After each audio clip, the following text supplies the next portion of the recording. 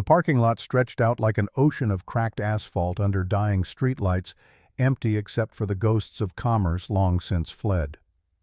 It was 4:47 in the morning, and Thornton Bishop's hands trembled on the steering wheel, not from cold, though November had sunk its teeth deep into the city, but from exhaustion, so profound it had become a physical presence in his bones, a weight that pressed down on every muscle, every thought, every breath. His truck, a 2004 Silverado that hemorrhaged oil and made sounds no vehicle should make, coughed as he shifted into reverse.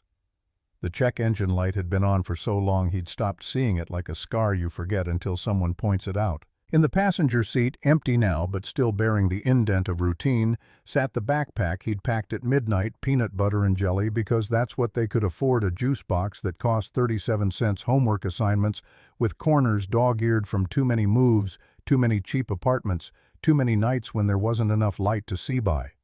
He'd just finished his second shift in 22 hours. The factory job ended at midnight, $10.40 an hour to stand at a conveyor belt and watch parts move past his engineering degree, gathering dust in a box somewhere useless as every promise he'd made to himself about climbing back up. The cleaning gig at the office complex ran until $3.12 an hour to empty trash bins and mop floors where people who still had careers walked during daylight, their shoes leaving prints he erased in the dark. The newspaper delivery route started at $4.80 a week.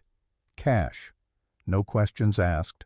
No background check needed for a man who'd once calculated load-bearing capacities and designed structural supports for buildings that still stood monuments to a version of himself he barely recognized. His eyes felt like they'd been rubbed with sandpaper.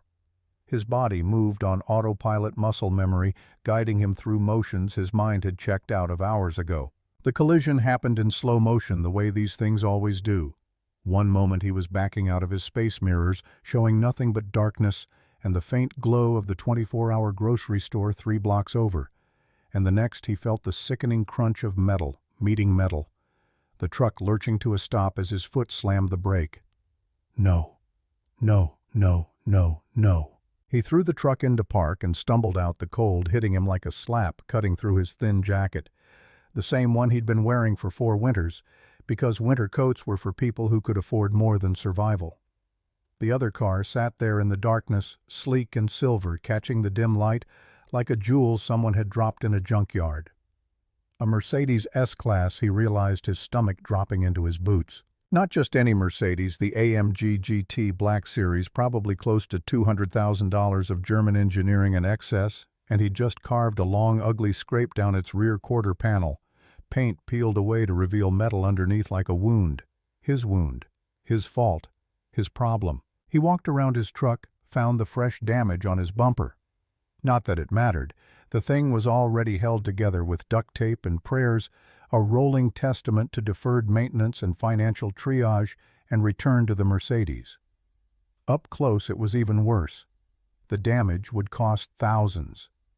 Thousands. The number might as well have been millions. Might as well have been the distance to the moon for all the difference it made to a man with $284.73 in his checking account and rent due in 4 days. His first instinct was so immediate, so visceral, it scared him. Leave. No one had seen. The parking lot cameras didn't cover this section.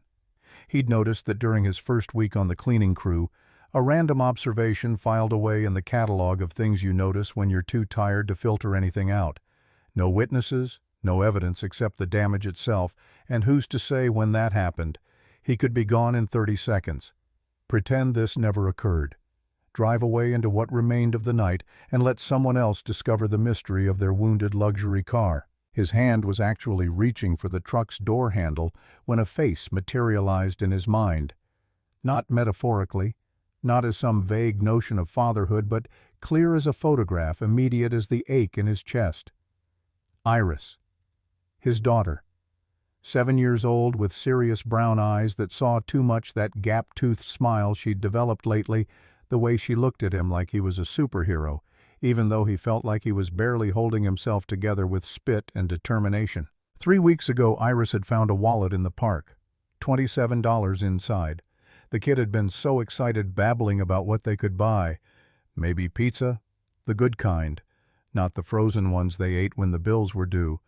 But then she'd stopped mid-sentence, her face changing as a thought occurred to her. Something shifting behind those eyes that were too much like her mother's for Thornton's heart to handle sometimes. "Daddy, we have to find who lost this right." The question hadn't been a question, not really. It had been a test, and they both knew it. So they'd tracked down the owner through ID in the wallet, returned it intact, and Iris had gone to bed that night glowing with something better than pizza. With the knowledge that she'd done right, that integrity was more than a word adults threw around when it was convenient. How could he teach his daughter to do the right thing and then abandon it the moment it became inconvenient? How could he look her in the eye tomorrow and pretend he was the man she thought he was? The words slipped out quiet, lost in the empty parking lot. Damn it. He had no paper, no pen. His pockets produced a receipt from the dollar store toilet paper and the off-brand cereal Iris pretended to like, crumpled and coffee-stained, barely legible. In the truck's glove box he found a pen that barely worked, the ink coming out in scratchy spurts like it was as exhausted as he was. He smoothed the receipt against the Mercedes's hood, the cold metal seeping through the thin paper, and his hand shook as he wrote, partly from exhaustion, partly from the magnitude of what this simple act might cost him. "I'm sorry. I hit your car. My fault. Please call me. Thornton Bishop." He added his phone number, double-checked it despite his blurring vision, and tucked the receipt under the windshield wiper. It fluttered there, a white flag of surrender to consequences he couldn't afford, to a future that had just gotten exponentially more complicated. Back in his truck, he sat for a long moment staring at that piece of paper. He could still take it back, still disappear into the pre-dawn darkness and deliver papers to people who probably wouldn't notice if he skipped their house entirely. The thought pulled at him like gravity, like the exhaustion that made his bones feel hollow. Instead, he started the engine.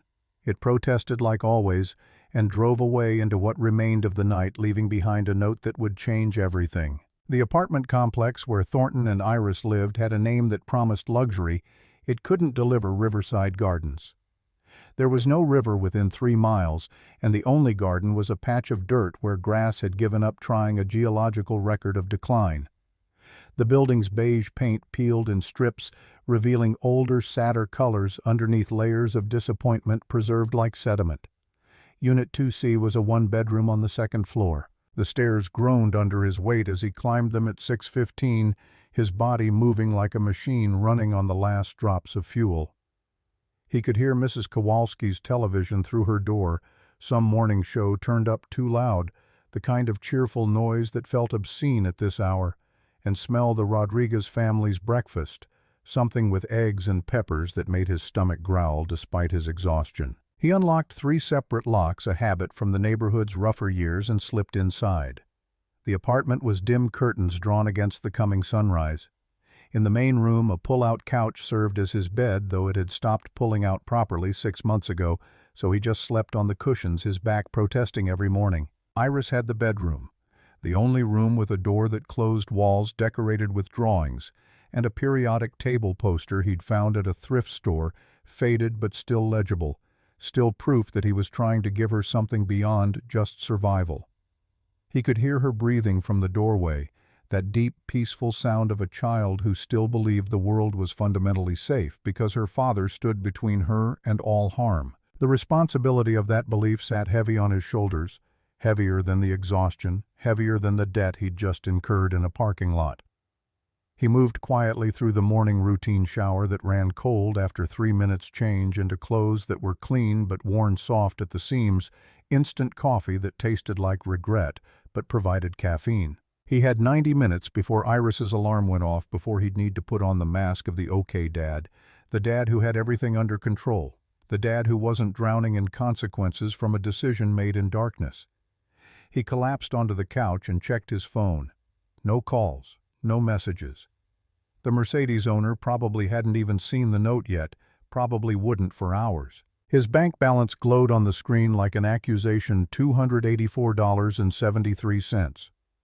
Rent was $950 due in 4 days, somehow never a penny less, even when the heat didn't work or the water ran brown. After that, $8.73 to cover food, gas, electricity, Iris's field trip permission slip he'd been putting off the phone bill and every other expense that came with existing in a world that charged for everything. The Mercedes damage would cost, he couldn't even let himself think about it. Thousands, plural. It might as well have been a death sentence. He closed his eyes just for a moment, just to rest them, and fell into something that wasn't quite sleep, more like unconsciousness, with anxiety mixed in dreams, where he was signing forms he couldn't read while Iris watched with those serious eyes asking questions he couldn't answer. "Dad, you're going to be late." Iris's voice pulled him from something dark, and he jerked awake, his neck screaming in protest from the angle he'd fallen asleep at. His phone showed 7:52. He'd lost over an hour to exhausted oblivion, and his body felt worse than before, like he'd been beaten rather than rested. The kid stood there in pajamas 2 inches too short. When had she grown, holding his work ID for the factory, the lanyard twisted around her small fingers? She was 8 years old, going on 40, organizing his life because someone had to, because she'd learned early that her father was doing his best. But his best was sometimes forgetful, sometimes overwhelmed, sometimes just trying to make it to the next shift without completely falling apart. "You fell asleep on the couch again." The observation wasn't accusatory, just factual. She had his directness, had Melody's way of seeing through nonsense without even trying. Her mother had been gone 3 years now, and sometimes Thornton still reached for her in the morning, forgetting until his hand found cold sheets and empty space, until reality reasserted itself with all its weight and absence. Rough night. He pulled himself upright, every joint complaining. "But I'm up. I'm up." "You eat breakfast." The cereal, the good kind she'd requested last week, with hope in her eyes, like maybe this time they could afford more than the bag brand that tasted like cardboard. He'd splurged 37 cents more expensive, and the happiness on her face had been worth every penny he couldn't afford. "Already done, buddy. Just need to get dressed." She studied him with those eyes that missed nothing, processing the lie but choosing not to call it out, already learning the painful calculus of when to push and when to let her father preserve his dignity. 7 years old, and carrying burdens no child should know existed. They moved through the morning ballet with practiced efficiency. Iris getting dressed while Thornton checked homework math problems she'd solved perfectly, an essay about eagles that her teacher had marked with praise and a gold star. At the bathroom sink, he noticed the toothpaste was almost empty. Add it to the list. The list that never got shorter, only rearranged by urgency. At 8:20 they headed down to the truck. Iris climbed into the passenger seat and buckled herself in with the automatic precision of a frequent flyer, her backpack on her lap, because the straps were too worn to trust on one shoulder. The backpack went in that seat even when she wasn't there, a ritual Thornton maintained, because some structures, some constants, were all that kept chaos at bay. The truck started on the third try, a good day, and they pulled out into morning traffic, heading toward Riverside Elementary, 6 blocks west. "Dad?"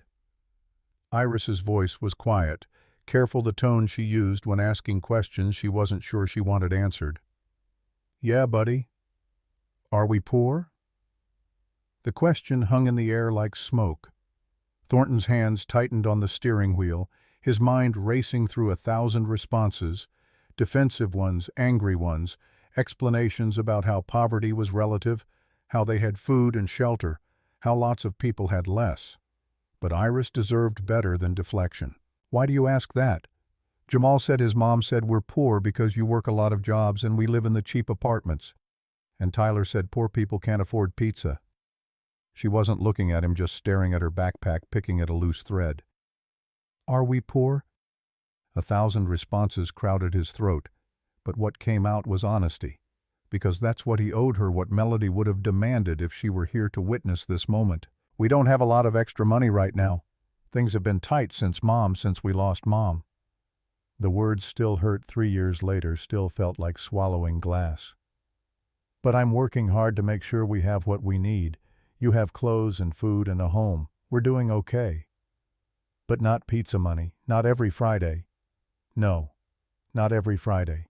Iris absorbed this, her face cycling through emotions too complex for a 7-year-old to fully articulate, landing finally on something that looked like resignation, like acceptance of a reality she was only beginning to understand.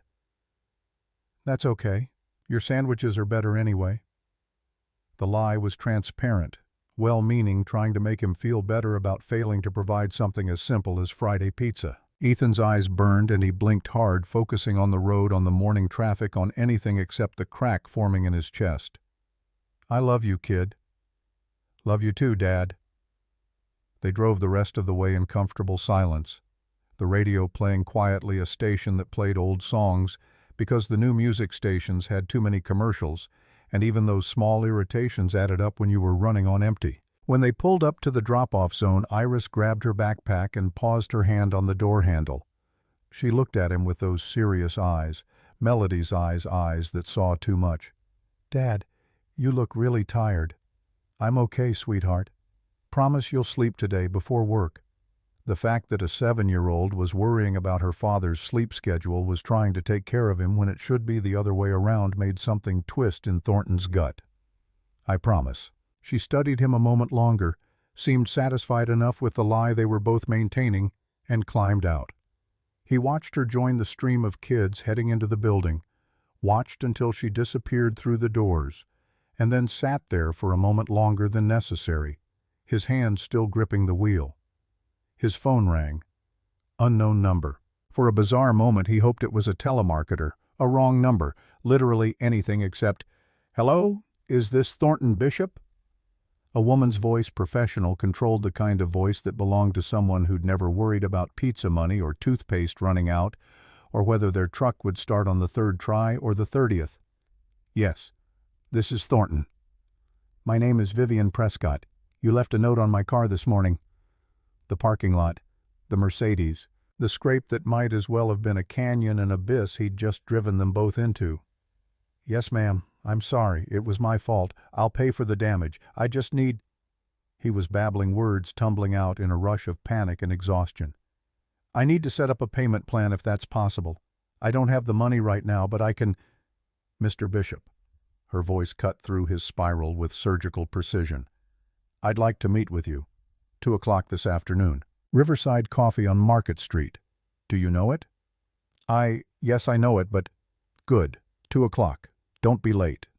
The line went dead before he could respond, before he could ask what she wanted, before he could explain that he had a shift at 3 and couldn't afford to miss it, before he could do anything except sit in his truck outside his daughter's school and feel the walls closing in. Riverside Coffee was not the kind of place Thornton Bishop normally entered. Through the window he could see exposed brick walls, pendant lighting that probably cost more than his monthly rent, and a chalkboard menu featuring drinks with names like Lavender Honey Cortado and prices that required deep breathing. He was 15 minutes early, a habit from his engineering days that job losses and poverty hadn't broken.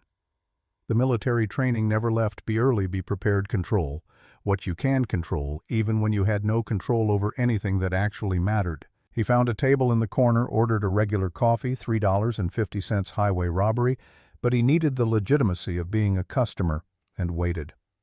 He'd gone home after dropping Iris off, showered again, changed into his least worn shirt, a button-down that had been for job interviews back when he still had the energy for optimism. In the mirror, he'd looked like exactly what he was, a man running on fumes, desperation showing around the edges like stuffing from a torn cushion, exhaustion written in the dark circles under his eyes and the lines around his mouth that hadn't been there 4 years ago.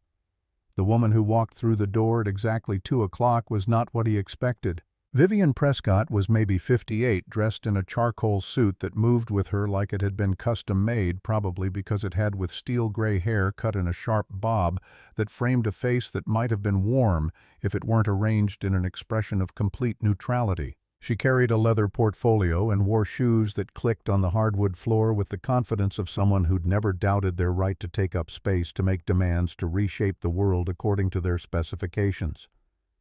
She spotted him immediately. Probably the only person in the place who looked like he'd wandered in from a different economic reality and walked over with purposeful strides. "Mr. Bishop?" Thornton stood, nearly knocked over his coffee, caught it with reflexes that surprised him, and extended his hand. Ms. Prescott, I'm so sorry about your car. I'll pay for the damage. I just need some time. Sit down, Mr. Bishop. It wasn't a request. He sat. She settled across from him, set her portfolio on the table, and studied him with eyes that missed nothing. Not the frayed cuffs of his shirt, not the exhaustion in his face, not the desperation he was trying to hide beneath a veneer of composure. The silence stretched. Thornton resisted the urge to fill it with babbling apologies and explanations, forced himself to meet her gaze, to look like someone responsible, reliable, worth whatever faith this moment required. Why? The question came without preamble, without context, hanging in the air between them like a challenge. Why what? Why did you leave the note? She leaned back slightly, still watching him with that unreadable expression. No cameras in that section of the lot? No witnesses? You could have driven away. Most people would have. Because I hit your car. It was my fault. The answer came automatic, like there was no other possibility, like the question itself was strange. Yes, but no one saw you. No cameras, as you likely noticed during your cleaning shifts. You could have driven away and I would have discovered the damage with no way to determine who was responsible. Why didn't you? Thornton blinked, processing the implications of what she was saying, the test buried in the question. I don't think most people would. I do. She cut him off, not unkindly, just factually. I've had this car for 6 months, Mr. Bishop. It's been damaged 4 times in parking lots. You're the first person who's left a note. The statistic sat between them, damning in its simplicity. 4 times. 4 people who'd driven away, who'd chosen the easy wrong over the hard right, who'd made the calculation he'd almost made in that dark parking lot at 4:47 in the morning. Vivian opened her portfolio, pulled out a photograph of the damage, and slid it across the table. Seeing it in daylight somehow made it worse. A long, vicious scrape, paint, stripped away metal, exposed like a wound that wouldn't heal. The estimate is $3,400 to repair properly. The number hit him like a physical blow. $3,400, more than 3 months' rent. More than he had, more than he could imagine scraping together, even if he took on another job, which he couldn't, because there were only 24 hours in a day and he was already using all of them. I don't have that. The words came out quiet, honest, stripped of pretense. Not right now, but I'll pay it. I'll set up a payment plan, whatever you need.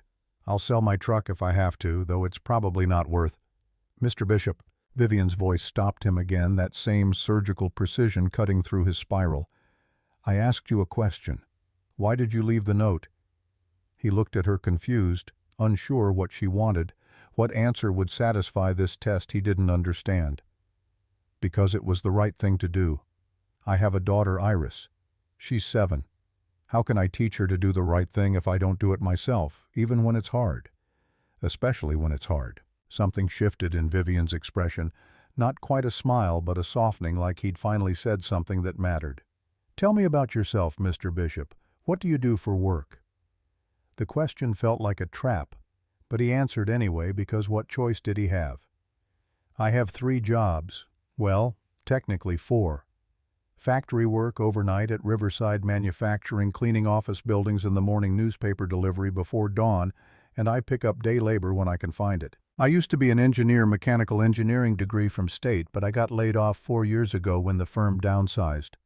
And by the time I was ready to work again after my wife died, the market had moved on. Entry-level jobs want kids fresh out of college. Experienced positions want recent experience I don't have. So I work what I can get.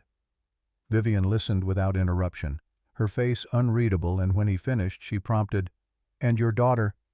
She's the best thing in my life. The words came easier now, truth always easier than explanation. Smart as hell, excuse my language, top of her class in math, loves science, draws these incredible pictures of buildings and bridges. She deserves better than what I can give her right now, but I'm working on it. Every day, I'm working on it. What happened to your wife? The direct question should have felt invasive, but somehow it didn't. Somehow Vivian's clinical precision made it easier to answer than gentle sympathy would have been. Equipment failure at a factory, 4 years ago. She was a line supervisor at Sterling Manufacturing. He caught himself, the bitter irony not lost on him. Not your Sterling, different company. Machinery malfunctioned, safety protocols failed. Official report said operator error, no fault. The words tasted like ash. Insurance paid $50,000. It was gone, and 2 years' medical bills from before funeral cost child care while I tried to keep working. Everything fell apart. Lost the house a year after that. Now we're in a 1-bedroom apartment and I'm working 3 jobs trying to keep us above water, but the water keeps rising. He stopped, realizing he'd said too much, had given this woman his entire tragic backstory when all she'd asked was what happened. But Vivian was nodding slowly, like she'd confirmed something, like the pieces of whatever puzzle she was assembling had clicked into place. I own a company, Mr. Bishop, Sterling Industrial Systems. We manufacture and distribute industrial automation equipment, conveyor systems, safety mechanisms, warehouse equipment. We have contracts with companies across the country, revenue in the tens of millions, facilities in 3 states. Thornton waited, unsure where this was going, why she was telling him about her success when they were supposed to be discussing his failure to avoid her car. We also have a problem. We can't find reliable people. Everyone wants the job until it gets hard, until it requires integrity when no one's watching, until they have to choose between what's easy and what's right. She leaned forward slightly. You made that choice at 4 in the morning when you were exhausted and had every reason not to. That tells me something about your character, Mr. Bishop, something I value more than most qualifications on a resume. The implication dawned slowly, too impossible to believe at first, too perfect to trust. I'm offering you a job. Probationary technician at Sterling Industrial. It's hard work, and I won't lie, you'll face skepticism. People will assume you're there because I'm doing you a favor. You'll have to prove yourself every single day. The pay is $18 an hour to start, with full benefits after 90 days if you make it through probation. If you don't, if you can't handle the work or maintain our standards, you'll be gone. I don't do charity, Mr. Bishop. I'm not hiring you to save you. I'm hiring you because I think you'll be an asset, but you have to prove me right. $18 an hour. The math happened automatically in his head, engineer's brain still working even after years of disuse. 40 hours a week at 18 that was more than he made from all 3 jobs combined. With benefits, health insurance, dental, things he hadn't had in so long they felt mythical. I don't understand. You don't know me. You don't know if I can do the work. You have a mechanical engineering degree and you've been working multiple physical jobs for years. I know you can do the work. The question is whether you have the integrity to maintain standards when it's inconvenient, whether you can be trusted. She paused, her gaze sharp. I think you can. I'm willing to bet on it. What about the car? Forget the car. Consider it the price of a very effective job interview. Thornton felt like he was in a dream, the kind where something impossibly good happens, and you're waiting for the catch, for the moment you wake up back in your real life where trucks don't start and rent comes due and daughters ask if you're poor. There has to be a catch. The catch is that I don't do charity, Mr. Bishop. I meant that. If you can't handle the work, if you can't maintain the standards I require, if you compromise safety or quality or the principles this company was built on, you'll be gone. Probation means exactly that, you're on trial. Don't waste my time or yours if you're not prepared to give me everything you have. He thought about Iris, about the apartment with its 3 locks and broken futon, about the check engine light that had become permanent, about the list of things they needed that never got shorter. He thought about Friday pizza and field trip permission slips and the exhaustion that had become his default state, the drowning feeling of working 3 jobs and still falling behind. I can give you everything I have. I've been giving everything I have just to survive. Give me a chance to build something to provide for my daughter, and I'll work harder than anyone you've ever hired. Vivian pulled a business card from her portfolio and slid it across the table. Sterling Industrial Systems, an address in the industrial district, a phone number, and at the bottom, embossed in silver, integrity is doing the right thing when no one is watching. Monday morning, 7 a.m. The address is on the card. Bring your engineering degree, whatever certifications you have, and 2 references if you can manage them. Be prepared for skepticism, for resistance, for people who'll assume you don't belong. Prove them wrong. Thornton took the card with hands that shook, despite his best effort to control them, the weight of possibility making them unsteady. Thank you.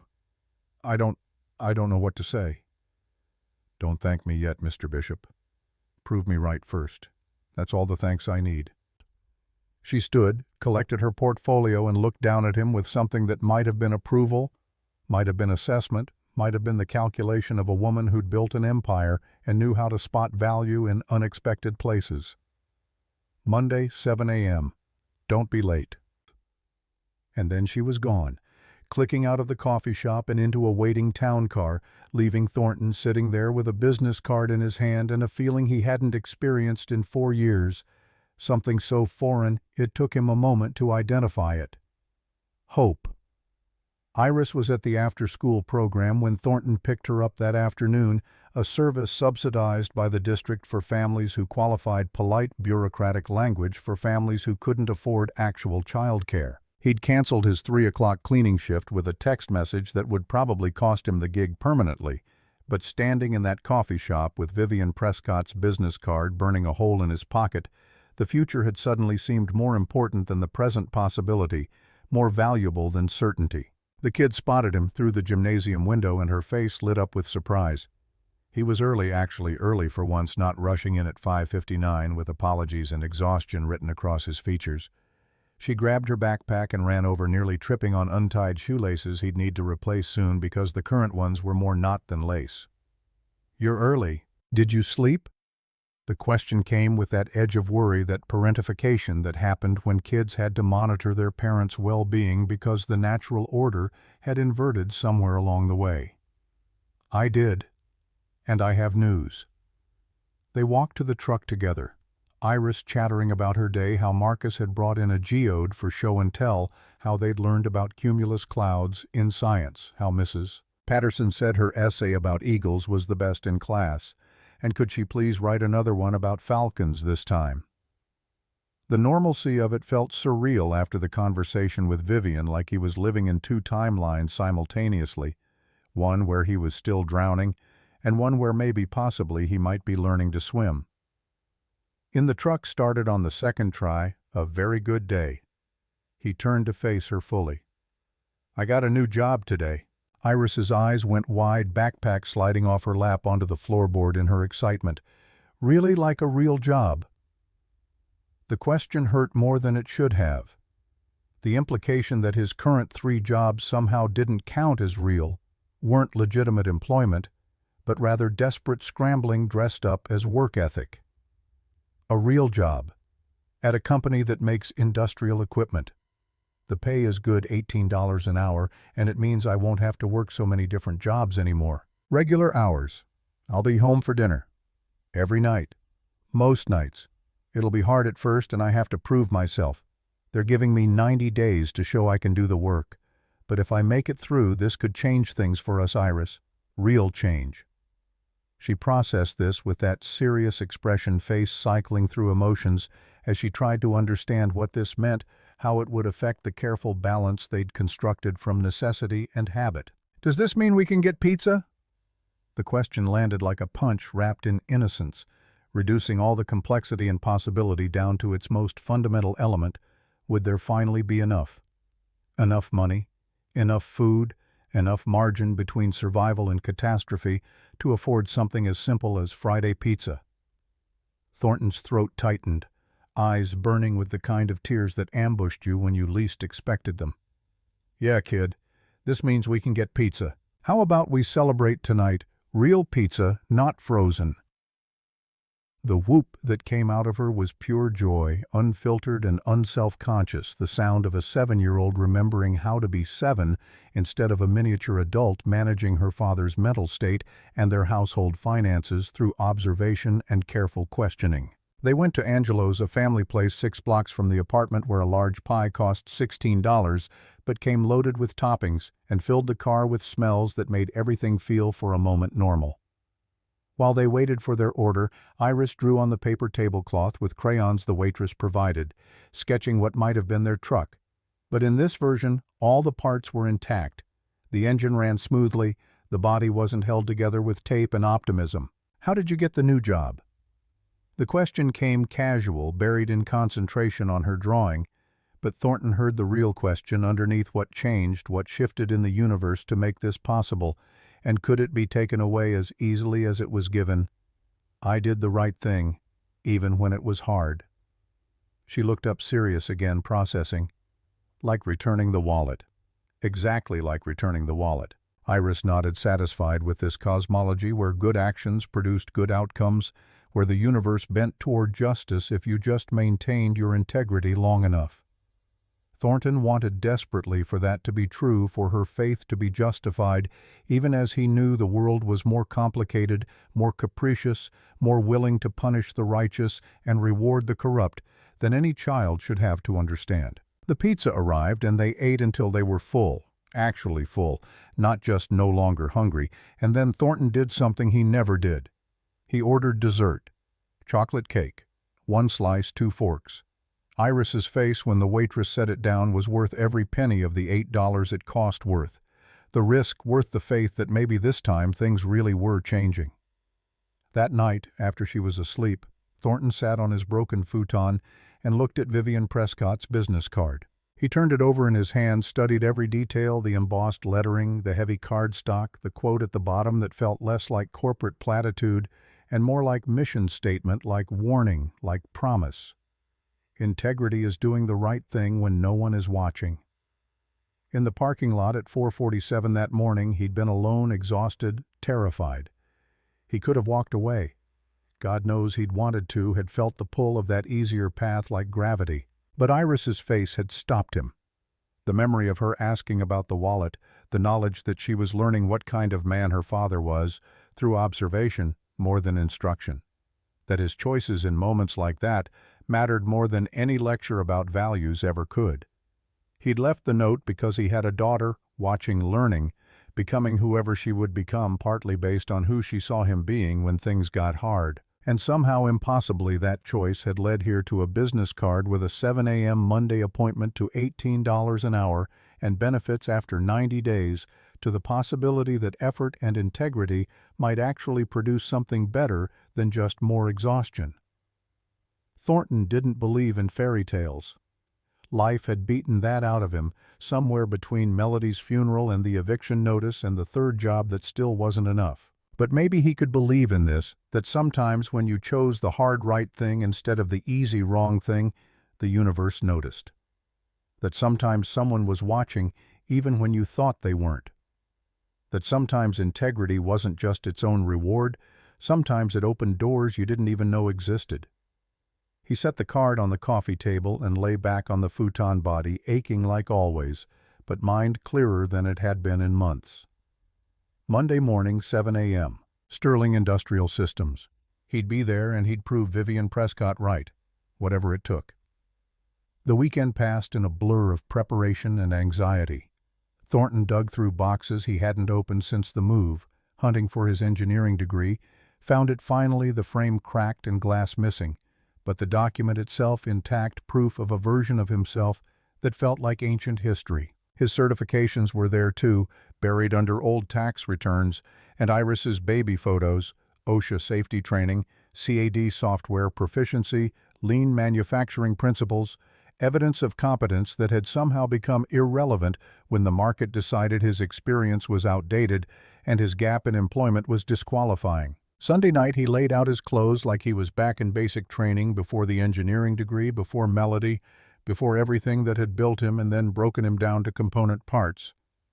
The button-down shirt pressed with an iron he'd borrowed from Mrs. Kowalski, who'd asked no questions but had looked at him with something that might have been hope or might have been concern, hard to tell, with a woman who'd seen too many neighbors come and go, too many promises of better circumstances dissolve into just more struggle.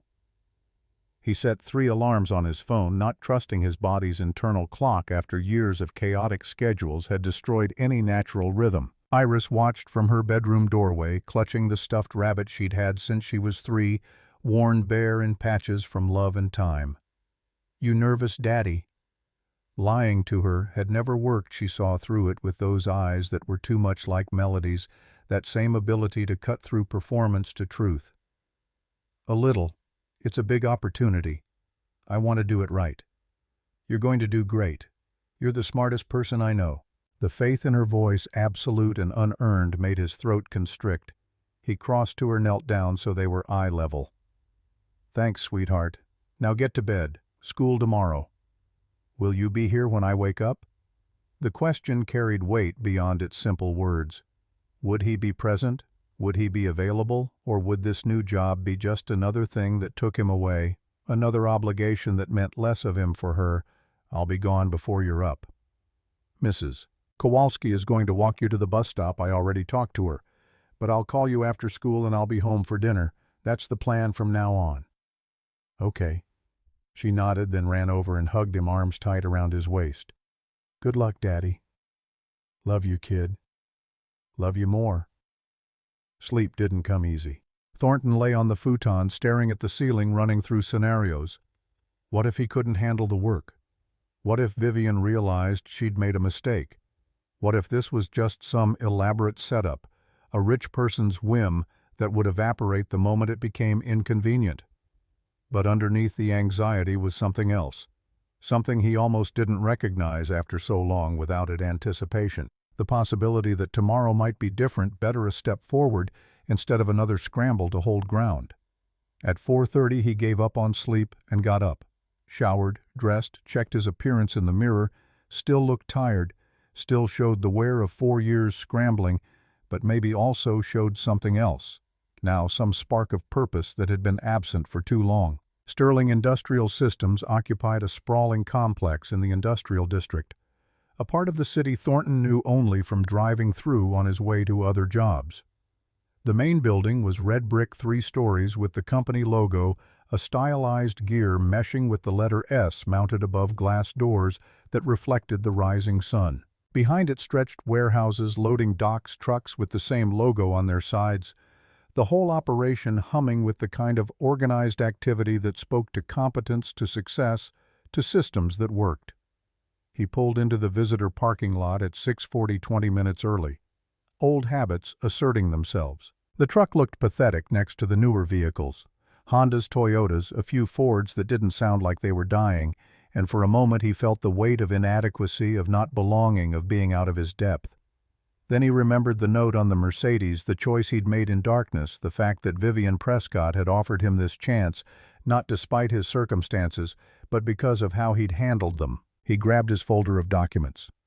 Degree certifications, 2 references he'd managed to scrape together from former colleagues who still answered their phones, and walked toward the entrance. The lobby was all polished concrete and steel industrial chic that somehow managed to feel both cold and impressive. A reception desk sat in the center, staffed by a young woman with bright red hair and a name tag that read, Jessica. "Hi, I'm Thornton Bishop. I have a 7 o'clock appointment with Ms. Prescott." Her fingers flew across her keyboard, efficient and practiced. "Oh yes, Mr. Bishop. Miss Prescott mentioned you'd be coming in. She's asked that you meet with Garrett Flynn first. He's our operations manager. I'll let him know you're here." She picked up a phone, spoke quietly, then smiled at him with professional warmth. "He'll be right down. You can have a seat." The waiting area had chairs that probably cost more than 3 months of his rent, arranged around a coffee table with trade magazines fanned across it, Industry Weekly, Manufacturing Today publications he used to read when he'd had time and reason to care about sector trends and market analysis. He didn't sit, couldn't, energy thrumming through him like electricity, nervous and hopeful and terrified in equal measure.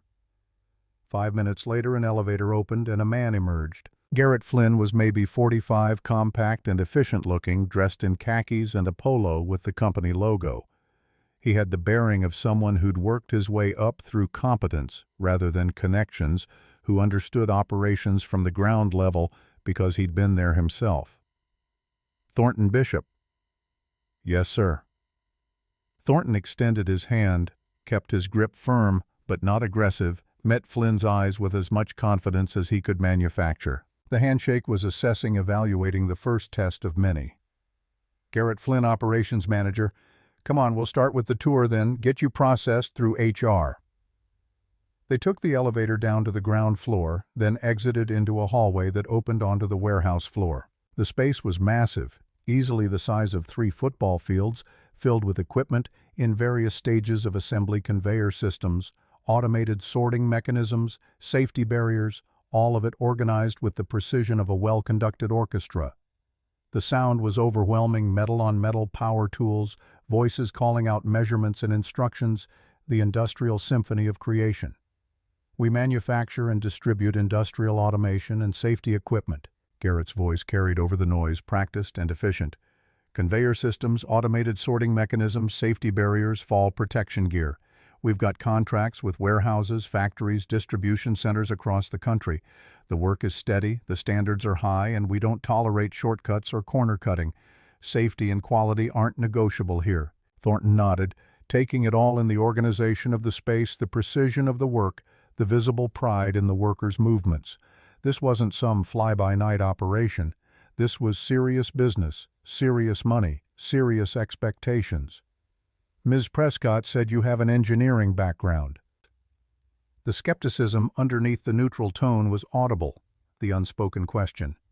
If you're so qualified, why are you here? Why aren't you still doing engineering work? What happened to reduce you to this mechanical engineering degree from state? Worked for Brennan. Engineering for 6 years before they downsized in 2012. Been doing factory work, cleaning whatever I could find since then. My wife died and I needed flexibility more than career advancement. But I still know the work, still understand the principles. And Ms. Prescott is hiring you because... The question hung unfinished, the skepticism now explicit. You'd have to ask her. I hit her car, left a note. She offered me a job. I'm as surprised as you are. Garrett stopped, turned to face him fully, and something in his expression shifted, not quite approval, but a flicker of respect for the honesty. Look, I'm going to be straight with you. I don't know what story you sold her, but this isn't a charity operation. Everyone here works their ass off. We have standards, protocols, safety regulations that are non-negotiable.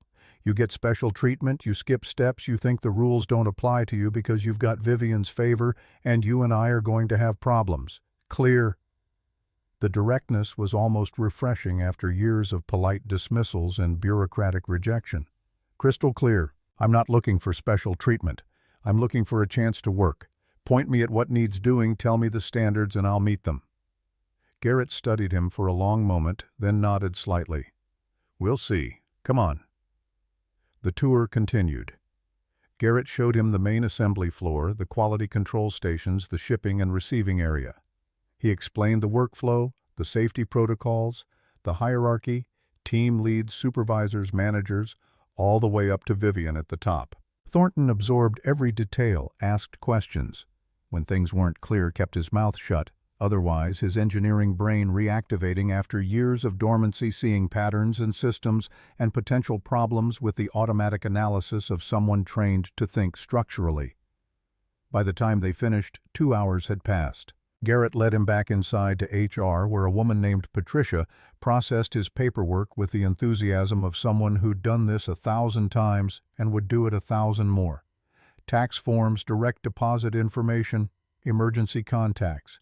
He didn't really have, except Mrs. Kowalski, who'd probably be confused to get the call, benefit elections that wouldn't kick in for 90 days if he made it that long. You'll start on the assembly floor. Garrett's voice had the flat efficiency of someone reciting information he'd delivered dozens of times. First week is training, safety protocols, equipment operation quality standards. You'll shadow Wyatt Brennan, one of our senior technicians. Pay is $18 an hour, paid weekly. Shifts are 7 to 3:30 Monday through Friday with mandatory overtime when we're behind on orders. $18 an hour. Even hearing it confirmed official, it still felt unreal, like he'd wake up and discover this was just exhaustion-induced hallucination. Your probation period is 90 days. During that time, we're evaluating everything: attendance, quality of work, attitude, ability to follow instructions, teamwork, all of it. You'll have reviews at 30 and 60 days. If you make it to 90, we reassess and decide if you're staying. Questions? Just one. When do I start? Today. Now. Wyatt's expecting you. Garrett led him back to the warehouse floor, winding through the organized chaos to a workstation where a man was examining a partially assembled conveyor system with the focused intensity of someone who'd been doing this work long enough that it had become instinct. Wyatt Brennan was built like someone who'd spent his life doing physical labor. Broad shoulders, arms thick with muscle, weathered hands that moved with practiced efficiency. He was maybe 50 with close-cropped hair going gray at the temples. Wyatt, this is Thornton Bishop, new hire probationary. He's yours for the week. Wyatt looked up, his gaze sharp and assessing, taking in Thornton with a single sweep that evaluated everything: the cheap clothes, the worn boots, the folder of certifications clutched maybe a little too tight. Another one of Vivian's projects. The skepticism was immediate, familiar, the same assumption Garrett had made that Thornton was here through favor rather than qualification, through charity rather than competence. Just another worker, here to learn and do the job right. We'll see. Wyatt turned to Garrett. He got safety gear. HR is sending it down. Then I'll get him started once he's equipped. Go on, Garrett. I got this. Garrett left without ceremony, and Thornton was alone with Wyatt, who returned his attention to the conveyor system like the new guy wasn't worth further investigation until he proved otherwise. You know anything about industrial equipment?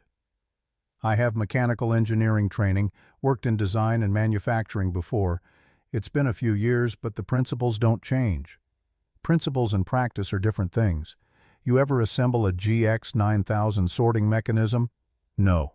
You ever calibrate a variable speed drive system? Not that specific model, but I understand the mechanics. Understanding and doing are different. Wyatt finally looked at him directly, and there was no hostility in his expression, just the flat assessment of someone who'd trained too many people who thought knowledge was the same as skill. You understand quantum physics too? Thornton bit back a defensive response, forced himself to stay neutral. No, sir. Then let's start with what you can do. Can you follow instructions? Yes. Can you show up on time? Yes. Can you admit when you don't know something instead of pretending you do and screwing up my equipment? Yes. Wyatt studied him for another moment, then nodded slightly. We'll see. Safety gear should be here in 5. When it arrives, gear up and come back. We're going to start with the absolute basics, and I mean basics. Don't care what your degree says. On my floor, you earn your place. Fair enough? The safety gear arrived: high visibility vest, hard hat, safety glasses, gloves, and Thornton put it all on, feeling simultaneously protected and ridiculous, like a kid playing dress-up in equipment he hadn't earned the right to wear yet. When he returned to Wyatt's station, the older man handed him a broom without preamble. You're kidding. Do I look like I'm kidding? No humor in Wyatt's face, just steady expectation. Workstation stays clean. Debris causes accidents. Accidents cause shutdowns. Shutdowns cost money and hurt people. You want to work here? You start by learning the space and keeping it clean. Sweep this area, then I'll show you how to organize the tool stations. For the next 3 hours, Thornton swept. He organized tools according to Wyatt's exacting specifications, learning where every piece of equipment belonged, the logic of the layout, the reason behind the obsessive organization. It was humbling work, mindless work, the kind of thing that could have felt degrading if he'd let it, if he'd let his ego about the engineering degree override the reality that he was here to prove himself from the ground up. But Wyatt was right. The sweeping taught him the space, the flow, the rhythm of the warehouse. He learned which teams worked where, which equipment was currently in assembly, which materials were stored in which locations. By the time Wyatt called a break for lunch, Thornton's back ached and his pride was bruised, but he'd kept his mouth shut and done the work. Take 30. Wyatt nodded toward the break room. Be back at 12:30, not 12:31. The break room was a long space with vending machines, microwaves, and tables where workers sat in clusters, conversations flowing in that easy way of people who'd worked together long enough to have rhythms and inside jokes. Thornton bought a sandwich from the machine, $3, that made him wince internally, and found a spot alone, pulling out his phone to check messages. One text from Iris sent during recess. Hope your first day is good. Love you. With a heart emoji that made something twist in his chest. He typed back, "Going great. Love you too." "You're the new guy." A voice interrupted his isolation. Thornton looked up to find a woman standing over him, maybe 32, with blonde hair pulled back in a ponytail and grease stains on her uniform that spoke to hands-on work rather than supervisory distance. "Delilah Fairchild, Quality Control." "Thornton Bishop." "I know, everyone knows. You're Vivian's special project." She didn't make it sound like a compliment. "I'm just trying to do the work." "Uh-huh." She pulled out a chair and sat without invitation. "Word of advice, don't expect anyone to make this easy for you. Half the guys out there have been working their way up for years. They see someone walk in with special connections, they're not going to be welcoming." "I don't have special connections. I hit her car and left a note. That's it." Delilah laughed sharp and disbelieving. "Sure. And that earned you a job at 18 an hour, must have been some note." Before Thornton could respond, another worker joined them. Younger guy, maybe 26, with a cocky smile that suggested he'd never encountered a situation he couldn't charm or joke his way through. "This him the charity case." "Knocks don't." Delilah's voice carried warning, but without much force, like she was performing objection rather than feeling it. "What I'm just asking." Knox Bailey pulled out a chair, spun it backward, and straddled it like he was performing casual for an audience. "We've all been wondering, what did you do? Bishop save her cat, help her cross the street." The heat rising in Thornton's chest demanded response, but he forced himself to stay level, to remember that this was a test, that reacting with anger or defensiveness would only confirm their assumptions. "I was honest when I could have lied. Apparently that was worth something to her." "Honesty, right." Knox's smile didn't reach his eyes. "We'll see how honest you are when the work gets hard, when quotas are tight and you're exhausted and cutting corners starts looking real appealing. Bet that honesty disappears real quick." "Knox, that's enough." Delilah's voice had more force now, actually trying to shut him down rather than just performing. "Whatever. Just saying what everyone's thinking." Knox grabbed a soda from the vending machine and walked off, leaving tension in his wake. Delilah sighed, ran a hand through her ponytail. "He's an ass, but he's not wrong about the skepticism. You're going to have to prove yourself here, Bishop, more than most." "I'm ready to." "Good." She stood, collected her lunch trash.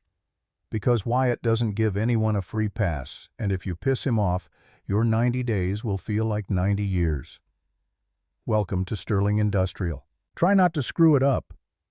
She left, and Thornton sat alone with his overpriced sandwich, the weight of expectation settling on his shoulders like a physical thing.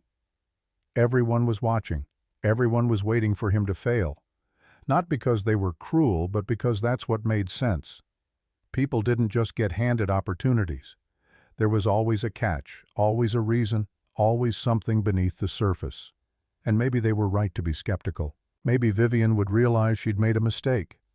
Maybe Thornton would prove them all right, would wash out before 30 days would end up back at the factory, and the cleaning gigs and the newspaper route. This brief moment of hope revealed as just another false start. Or maybe he'd prove them wrong.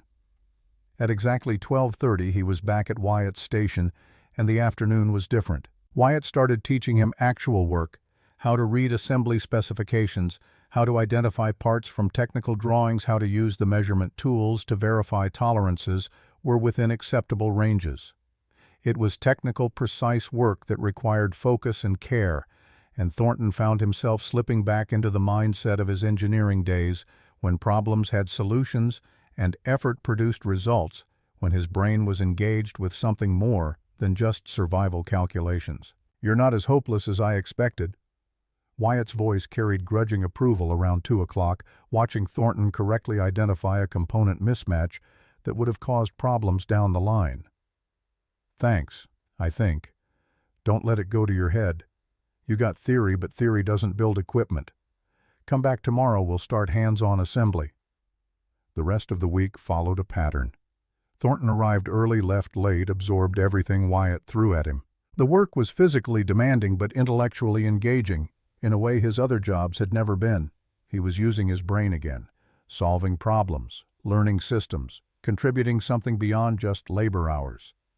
At night he collapsed on the futon, muscles aching, but mind sharp, and when Iris asked about his day, He had actual things to tell her.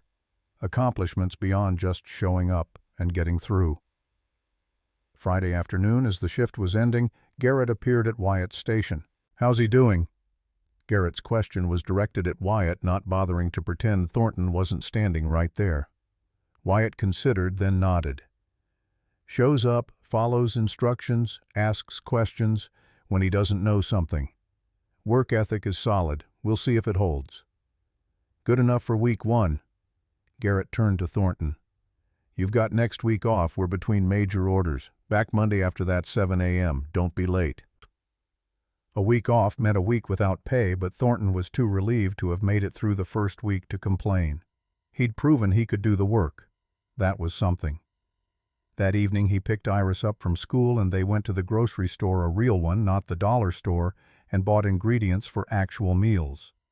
Chicken breasts, fresh vegetables, rice that wasn't instant. Iris pushed the cart eyes wide at the abundance, the possibility of choosing based on preference rather than just price. "Can we get ice cream?" The question came hesitant, like she was testing boundaries, unsure if this new reality allowed for luxuries beyond necessity. "Yeah, sweetheart. We can get ice cream."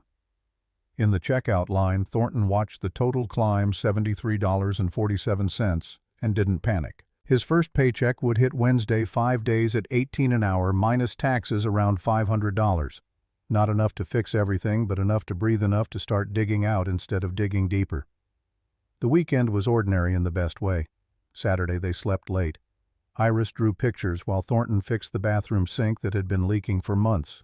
Problems he'd been putting off addressed now that he had time and mental space to tackle them. Sunday they did homework together, Thornton helping with math problems and feeling almost normal, almost like a regular dad, instead of a disaster, barely holding together.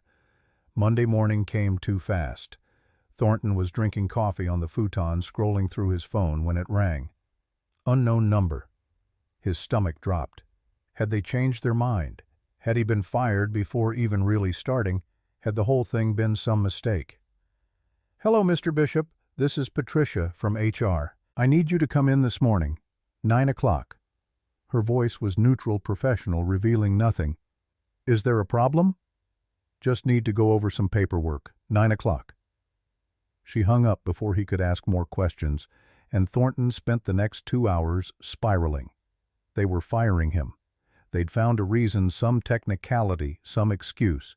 It had been too good to be true, and now it was ending before it had really begun. At 8:40 he was in the parking lot. At 8:50 he was in the lobby. At 9 exactly he was sitting across from Patricia in her cramped office, his heart pounding like he'd run a marathon. "There's been a situation." Patricia's expression was unreadable, carefully neutral. "One of our supervisors, Clayton Hendricks, has filed a formal complaint about your hiring.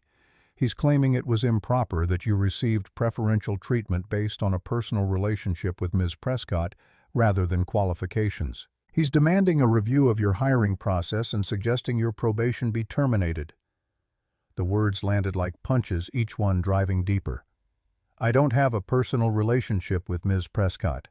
I hit her car and left a note. She offered me the job. I didn't ask for it." "I understand, but Clayton's complaint raises procedural questions that HR is obligated to investigate." Patricia pulled out a folder. "I've reviewed your application and hiring documentation. Everything is in order. You met the qualifications for the position. The hiring was within Ms. Prescott's authority as owner and CEO. However," she paused and the word hung heavy, "Clayton is a 15-year employee with significant influence. This could become complicated." "What does that mean for me?" "It means you need to be perfect. Absolutely perfect. Any mistake, any violation, any reason for complaint, and Clayton will use it to build his case. He wants you gone, Mr. Bishop. I don't know why, but he's made that very clear." "I haven't even met him." "You will. He supervises the assembly floor where you'll be working when training is complete. And I'm telling you now, be careful. Document everything. Follow every rule. Give him no ammunition." Thornton left the HR office feeling sick, Patricia's warning echoing in his skull like a death sentence delivered in bureaucratic language. A week ago he'd been drowning in 3 jobs and poverty. Now he had one good job and an enemy he'd never met, someone with 15 years of institutional power who wanted him destroyed for reasons that made no sense, for crimes he hadn't committed beyond the original sin of being hired in an unconventional way.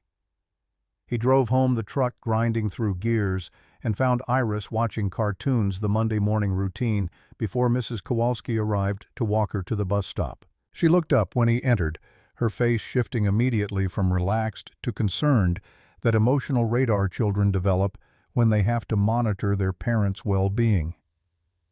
"Daddy, you okay?"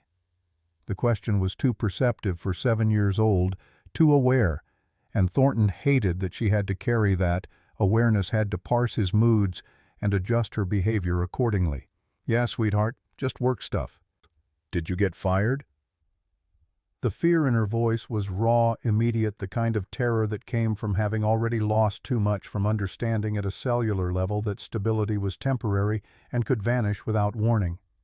No, I didn't get fired. Someone's making trouble, but I'm not fired. I'm going to work hard and prove them wrong, okay?" "Okay." She hugged him, fierce and trusting, and Thornton felt the weight of that trust like physical pressure. "You're the best worker ever. They're lucky to have you." The faith was absolute, unearned, beautiful, and terrible in equal measure. He held her until she squirmed away, returning to her cartoons, and he stood there in their tiny living room thinking about Clayton Hendricks, about preferential treatment and personal relationships, and all the assumptions people made when they saw someone getting something they thought was undeserved. Friday afternoon, when he returned to Sterling Industrial, the atmosphere had shifted. Word had spread about the complaint, about Clayton's vendetta, about the new guy who'd somehow become the center of workplace drama before he'd even really started. Workers glanced at him sideways. Conversations quieted when he passed, and the skepticism that had been ambient before had crystallized into something sharper, more hostile. Wyatt met him at the entrance to the warehouse floor, his expression serious. "You met Clayton yet?" "No." "You will. He's got it out for you, and I don't know why, and frankly, I don't care why. My advice, keep your head down, do the work, don't engage. Clayton's a bastard, but he's a competent bastard. You give him a reason, he'll use it." The warning was delivered without judgment, just practical assessment from someone who'd survived in this environment long enough to understand its currents and undertows. The morning passed in training. Wyatt showed him how to properly assemble a safety barrier system, explaining the tolerance requirements, the testing protocols, the quality checkpoints that separated acceptable work from failures that could get people killed. The precision was demanding, required absolute focus, and Thornton was grateful for the distraction, for work that engaged his brain fully enough to push aside the anxiety about Clayton's complaint. At lunch, Clayton Hendricks finally made his appearance. He was a big man, 58, according to what Thornton had gleaned from whispered conversations, with thinning hair and a gut that strained against his supervisor's polo. He had the bearing of someone who'd been in charge long enough to confuse authority with righteousness, who'd accumulated power and mistaken it for wisdom. When he walked onto the floor, conversations quieted, workers straightening unconsciously, the kind of wariness that came from experience with arbitrary enforcement and capricious judgment. "That's him," Clayton's voice carried across the warehouse, pointing at Thornton with open contempt. "The golden boy." Wyatt stiffened beside him but didn't respond, waiting to see how this would play. "Clayton, he's training. Leave him alone. I just want to meet the man who's so special he gets hired without going through proper channels." Clayton approached with deliberate steps, his smile cold, calculating the expression of someone who'd found a target and was savoring the hunt. He stopped close enough to invade personal space, forcing Thornton to either step back or hold ground, the dominance play obvious and crude. "Thornton Bishop." Clayton drew out the name like it tasted bad. "I supervise this floor. Nice to meet you." Thornton extended his hand, keeping his expression neutral, refusing to rise to the provocation. "Nice to meet you, sir." Clayton ignored the offered hand, letting it hang in the air between them, the deliberate insult witnessed by everyone within eyeline. "You know what I think? I think you're a con artist who sold Ms. Prescott some sob story. I think you have no business being here, and I think by the end of your probation everyone will see I'm right." The words landed in silence. the challenge explicit witnesses frozen in that uncomfortable stillness of people watching a confrontation they had no power to stop. "I'm just here to work, Mr. Hendricks." "We'll see. I'll be watching everything you do. Every assembly, every measurement, every decision. One mistake, Bishop. That's all I need." He walked away, leaving Thornton standing there with Wyatt, the atmosphere thick with unspoken tension. "Don't let him get to you." Wyatt's voice was quiet, meant only for Thornton. "He's all bark." But the look in Wyatt's eyes suggested that wasn't entirely true, that Clayton had bite, that this was going to get worse before it got better. The next weeks became a gauntlet. Clayton found reasons to hover whenever Thornton was working, pointing out minor imperfections that were within tolerance but didn't meet Clayton's arbitrary standards, demanding he redo work that met specifications but offended some invisible metric only Clayton could see. He scheduled Thornton for the worst shifts when overtime was required, assigned him the most physically demanding tasks, gave him projects with the tightest deadlines, and then criticized the inevitable corners that had to be cut to meet impossible requirements. Thornton endured it. He came in early, stayed late, triple-checked every measurement, documented everything Patricia had warned him to document. When Clayton criticized his work, he nodded and fixed it without argument, even when the criticism was unreasonable, even when other workers whispered that Clayton was out of line, even when his pride screamed at him to push back. Because pushing back would give Clayton exactly what he wanted: evidence of insubordination, proof that the new guy couldn't handle supervision, justification for termination. His 30-day review came with the inevitability of weather. Garrett conducted it in a small conference room, Clayton sitting in as floor supervisor, and the air felt charged with potential violence, the kind that came from institutional power imbalances and personal vendettas dressed up as professional concerns. "Your work quality is acceptable." Garrett reviewed the metrics with professional detachment. "Attendance is perfect. Safety protocols are followed. Wyatt reports you're learning quickly." He paused, and in that pause lived everything that mattered. "Clayton, you have concerns. His work is sloppy. He cuts corners. He doesn't have the respect for procedures that this job requires." "That's not what the documentation shows." "The documentation doesn't capture everything." Garrett's jaw tightened, the professional mask cracking slightly to reveal frustration underneath. "Mr. Bishop, you're passing your 30-day review. Keep doing what you're doing." Clayton's face flushed red, anger barely contained, but he said nothing, just gathered his papers and left the room with movements that vibrated with suppressed rage. Outside the conference room, Thornton allowed himself to breathe. 30 days down, 60 to go. He was still standing, still employed, still proving that doing the right thing could lead somewhere beyond just more struggle. That night he told Iris about the review over dinner spaghetti with real sauce, garlic bread, food that tasted like celebration, even if the portions were still careful, still calculated against what they could afford. "You passed." Her face lit up with uncomplicated joy, the kind of happiness that made everything else worthwhile. "I passed. I knew you would. You're the best." "I'm trying, sweetheart." She reached across the table and squeezed his hand, 8 years old, and already understanding more than she should about struggle and perseverance, about showing up every day and doing the work, even when people wanted you to fail. "Daddy, are we going to be okay?" The question was bigger than finances, deeper than job security, asking something fundamental about whether the universe bent toward justice or chaos, whether effort mattered or if they were just delaying the inevitable collapse. Thornton squeezed back, meeting those serious eyes with as much certainty as he could manufacture. "Yeah, Iris, we're going to be okay." He hoped it was true, prayed it was true, kept working like everything depended on it because it did. The weeks after the 30-day review settled into a rhythm that felt less like warfare and more like siege, constant pressure, unrelenting scrutiny, but survivable if he just maintained discipline and refused to give Clayton ammunition. The work itself became easier as Thornton's muscle memory returned, his background merging with practical experience to create competence that even Clayton couldn't completely deny. Co-workers began to shift in their treatment. Knox, the cocky kid who'd mocked him that first day, offered a nod of acknowledgement when Thornton correctly identified a specification error that would have caused an entire batch of safety barriers to fail inspection. Maybe you're not completely useless. From Knox, it was apparently high praise. Delilah started eating lunch at his table more regularly, and gradually others joined workers who'd been watching, evaluating, deciding whether the new guy was worth investing in or just another casualty waiting to happen. The conversations were tentative at first, surface level, but slowly deepened into something that resembled acceptance, or at least the possibility of it. "You've got Clayton rattled." Delilah's observation came quiet meant only for Thornton, while others at the table argued about weekend football scores. "He expected you to wash out by now.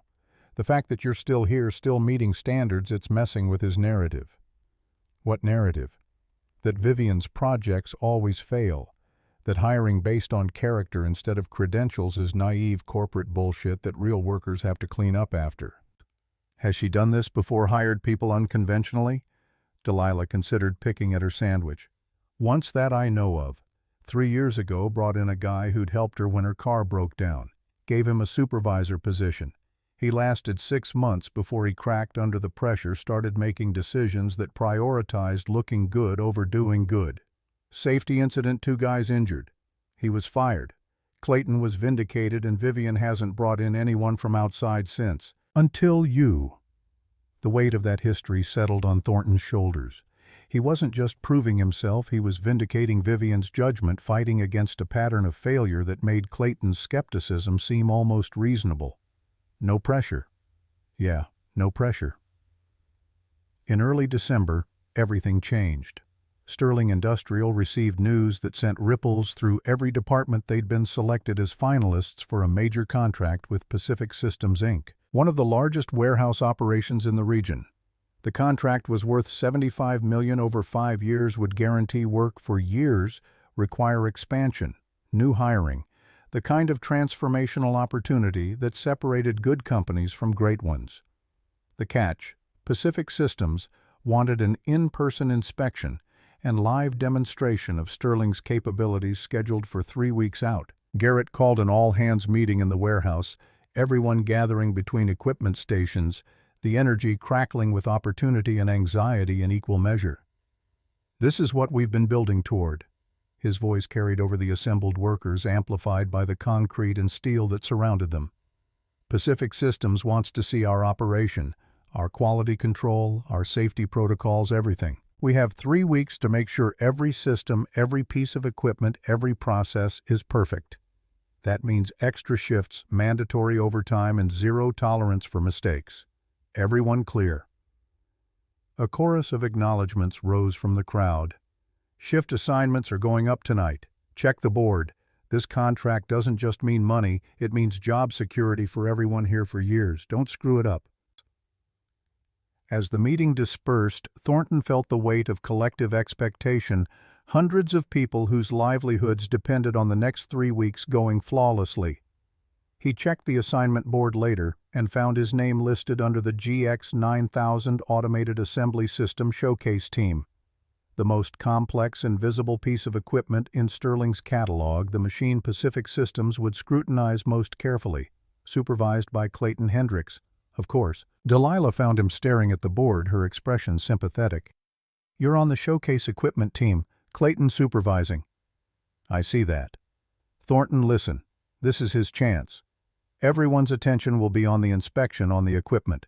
If something goes wrong, if there's even a small failure, Clayton will make sure it traces back to you. You need to be perfect, more than perfect. I've been perfect for 60 days.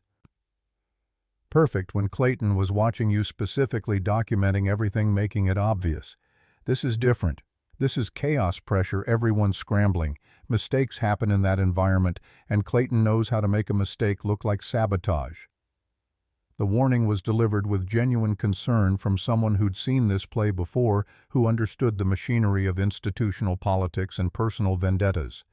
"What should I do?" "Document everything. Every decision, every measurement, every conversation. Cover your ass completely. And if you see something wrong, report it immediately in writing with witnesses. Don't give him any room to twist reality." The next 3 weeks were the hardest Thornton had worked since before Melody died, since before everything fell apart. 12-hour shifts became the norm, 7 in the morning until 7 at night, sometimes later when problems emerged or deadlines threatened to slip. The GX9000 was a marvel of machinery automated assembly system that could process thousands of units per hour, route them based on size and weight and destination, all while maintaining safety protocols and error correction. It was also temperamental, requiring constant calibration adjustment monitoring. Clayton's harassment took on new dimensions in the chaos. He assigned Thornton the tasks most likely to fail, components with the finest tolerances, subsystems that failed most frequently during testing, calibrations that required equipment Thornton had never used before. And when Thornton asked for help or clarification, Clayton's responses were deliberately vague, setting him up for failure while maintaining plausible deniability. "Figure it out. You're the engineer, right, Mrs.?" Kowalski watched Iris most evenings now, Thornton paying her $25 a day from his paycheck, the cost worthwhile, but painful, cutting into the savings he was trying to build.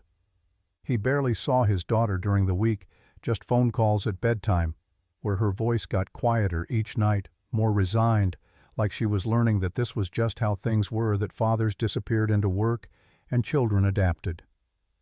"When are you coming home, Daddy?" "Soon, sweetheart. This is important. For us.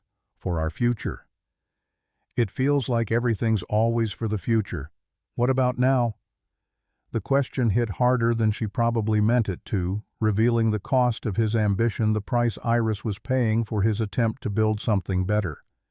He wanted to explain that the future was now, that these 3 weeks of sacrifice could mean years of stability, that sometimes you had to endure temporary pain for permanent gain. But she was 8 years old and tired and missing her father, and complex explanations about deferred gratification meant nothing against the immediate absence.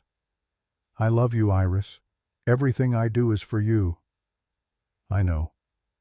I love you too." But her voice carried something new.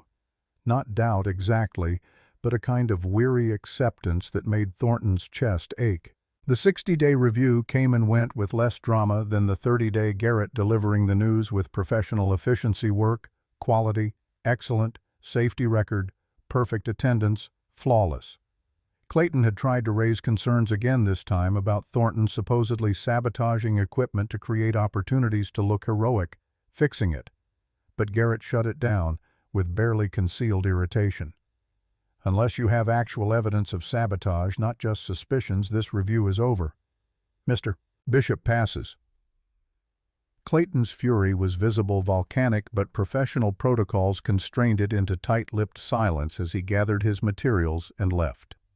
2 days before the Pacific Systems inspection, during a full operational test of the GX9000, disaster struck. The system was running a simulated sequence, 600 test units moving through at full speed, every subsystem operating, every safety protocol active, the kind of comprehensive demonstration that would be performed for the client inspectors.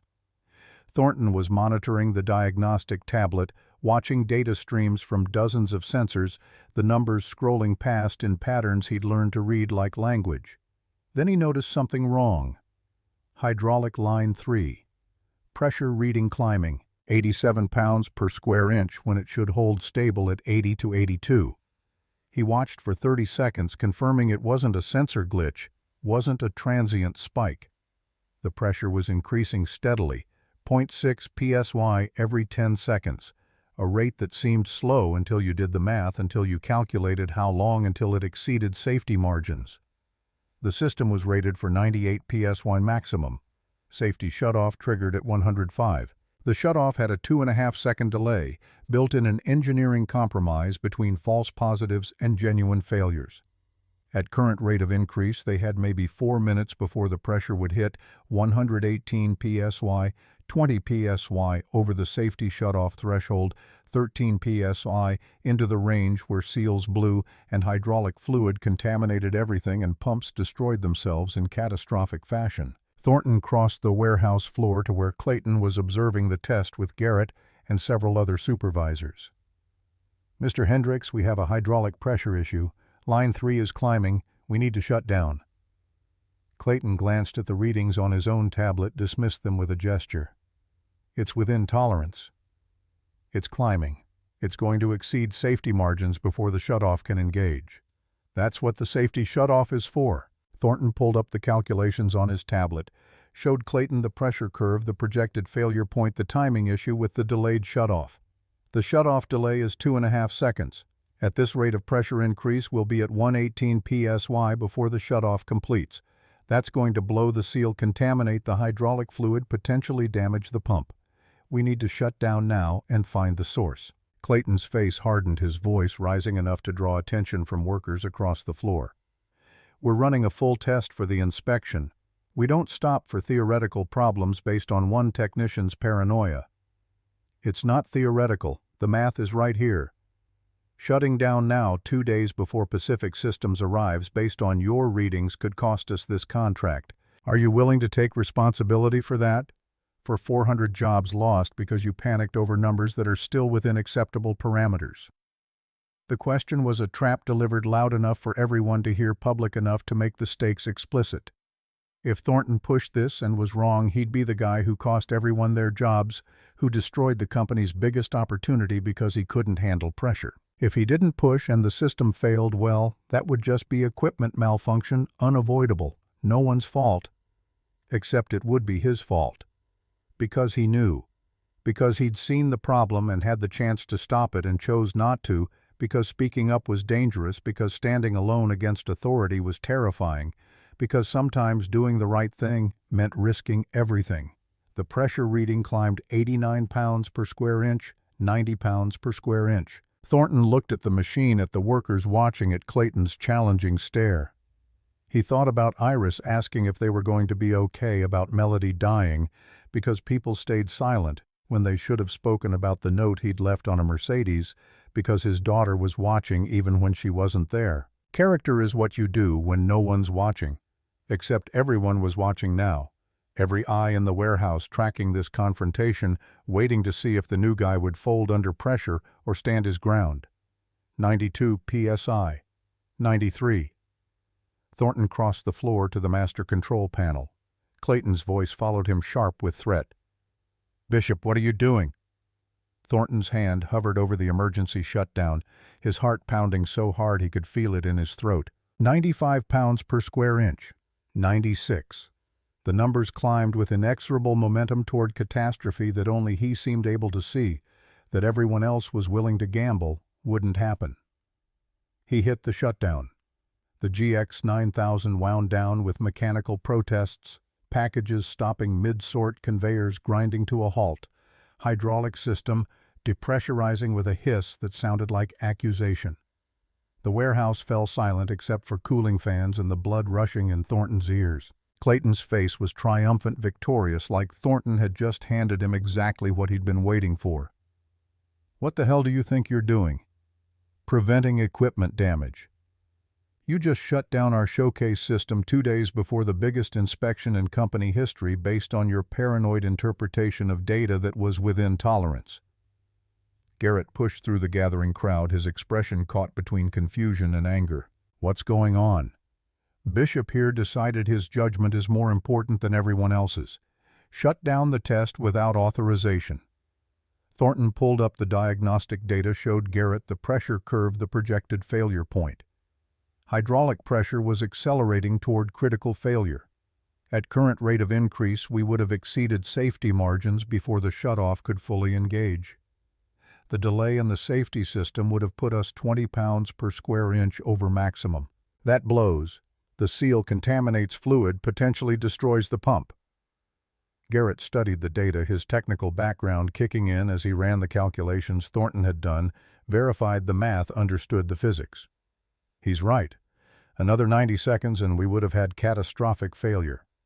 Clayton's triumph curdled into something uglier. We don't know that. The safety shutoff has a delay that would have been insufficient given the rate of pressure increase. Garrett's voice carried authority that shut down further argument. "Good catch, Bishop. Now find out what caused the pressure spike." It took Thornton 45 minutes to trace the problem, a blocked hydraulic filter debris from the installation process creating back pressure that built up during operation. The fix was simple: replace the filter flush, the line verify the system was clean. The consequences of not catching it would have been catastrophic. Equipment failure, 2 days before the inspection, rushed repairs, lost confidence, possibly lost contract. By the time they restarted the test at midnight with perfect readings, Thornton had been at work for 17 hours. His body was depleted, but his mind was clear crystalline because he'd made the hard choice and been proven right, because doing the right thing had worked out for once, because standing alone against pressure had produced vindication instead of destruction. Clayton disappeared without comment, his absence somehow more ominous than his presence. The inspection arrived with the weight of inevitability. Pacific Systems sent 4 people led by a woman named Madeline Rourke, who had a reputation for brutal standards and zero tolerance for corner cutting. They spent 4 hours examining every aspect of Sterling's operation: the assembly floor quality control stations, safety protocols, documentation systems. They watched the GX9000 run through demonstration sequences, asked pointed technical questions that revealed deep understanding of the machinery and its potential failure points. Madeline Rourke spent 20 minutes observing the system before turning to Thornton. "Walk me through the safety systems." He did, explaining each redundancy, each fail-safe, each monitoring protocol, speaking with the precision of someone who understood not just how things worked, but why they mattered. Any safety incidents during testing? This was the moment. Thornton could lie, could minimize, could present a picture of flawless operation. Clayton stood 10 feet away, listening, his expression warning against honesty. "Yes, ma'am. 2 days ago during our pre-inspection test, I identified a hydraulic pressure issue that would have led to equipment failure. I initiated emergency shutdown, diagnosed the problem as a blocked filter, and completed repairs. We've run successful tests since then with 0 issues." Madeline studied him for a long moment. "You shut down during a pre-inspection test. That must have caused concern." "It did, but equipment integrity and safety take precedence over schedule convenience." She nodded slowly, something shifting in her expression. "Show me the diagnostic logs from that incident." Thornton pulled up the data pressure curves, projected failure point, post-repair performance. She examined it all with the focus of someone who understood exactly what she was looking at. "Good call. Lesser technician might have let it run, hoped the safety systems would handle it. You chose the harder right over the easier wrong." She turned to Garrett. "This is exactly the kind of operational integrity we're looking for in a partner." When Pacific Systems left 4 hours later, Madeline shook Garrett's hand, then Vivian's, who had appeared for the final walkthrough, and then made a point of shaking Thornton's. "Keep doing what you're doing, Mr. Bishop. The industry needs more people who understand that integrity isn't negotiable." 3 days later, the call came. Pacific Systems had awarded Sterling the contract, $75 million over 5 years, with options for expansion. The warehouse erupted in celebration, workers who'd been holding their breath for weeks, finally exhaling futures suddenly more secure than they'd been in years. Garrett found Thornton at his workstation that afternoon. "You did good work on this. The client specifically mentioned your technical knowledge and your judgment call on the hydraulic issue. That mattered. Just did what needed doing. That's why it mattered. Listen, we're expanding the operations team to handle the Pacific contract. I'm recommending you for senior technician position when your probation ends. 22 an hour supervisory track if you want it. Vivian's already approved it pending your 90-day review." 22 an hour. Supervisory track. The words felt unreal, too good to be true, except they were true. They were happening. They were the direct result of choices he'd made in dark parking lots and crowded warehouses, of doing the right thing when the wrong thing would have been easier. "Thank you. I won't let you down." "You haven't yet." The 90-day review was a formality. Garrett and Vivian conducted it together. Clayton, notably absent, reassigned to quality assurance in a lateral move that everyone understood was a demotion, a consequence of behavior that had become too blatant to ignore. "Mr. Bishop, you've exceeded expectations at every level." Vivian's voice carried the same crisp authority it had in that coffee shop 3 months ago, but now there was warmth underneath. Your technical competence is excellent. Your work ethic is exemplary. Most importantly, you've demonstrated the kind of integrity this company was built on. I'm pleased to offer you permanent employment as senior technician effective immediately." She slid a paper across the table. Official offer letter, $22 an hour, full benefits, retirement matching everything he'd been working toward, compressed into a single document. "There's something else." Vivian pulled out a frame from her portfolio. Inside was the note he'd written on that crumpled receipt 3 months ago, preserved now behind glass. "I'm installing this in the lobby, not as a trophy but as a reminder to everyone who works here, to every client who visits, of what this company values. Integrity when no one's watching, character that holds up under pressure, the willingness to do right even when it costs you everything." She looked at him with those sharp eyes that had seen through him from the beginning. "You could have driven away from my car. You could have stayed silent when that hydraulic pressure climbed. You could have taken the easy path at every turn, but you didn't. That's who you are, Mr. Bishop. That's who I want building this company's future." Thornton felt his throat tighten, words inadequate to the moment. "Thank you for seeing something in me I didn't see in myself." "I didn't see it. You showed it. Every day for 90 days you showed it. Now keep showing it." That evening, Thornton picked Iris up from school at the regular time. No overtime, no extra shifts, just a normal end to a normal day that felt miraculous in its ordinariness. She climbed into the truck, backpack swinging, and looked at him with those eyes that saw everything. "You look happy, Daddy." "I am, sweetheart. I passed my review. The job is permanent now. Real benefits, better pay, and I get to come home every night at a normal time." "Does this mean we're not poor anymore?" The question that had haunted their conversation 3 months ago, asked now with different weight, different hope. "We're going to be okay, Iris. Better than okay. We're going to be stable." She processed this, her face cycling through emotions, then asked the question that mattered most to her. "Can we get our own place with 2 bedrooms, so you don't have to sleep on the couch anymore?" The fact that she'd been worrying about him sleeping on the couch, had been carrying that concern while he'd been focused on survival, made something crack open in his chest.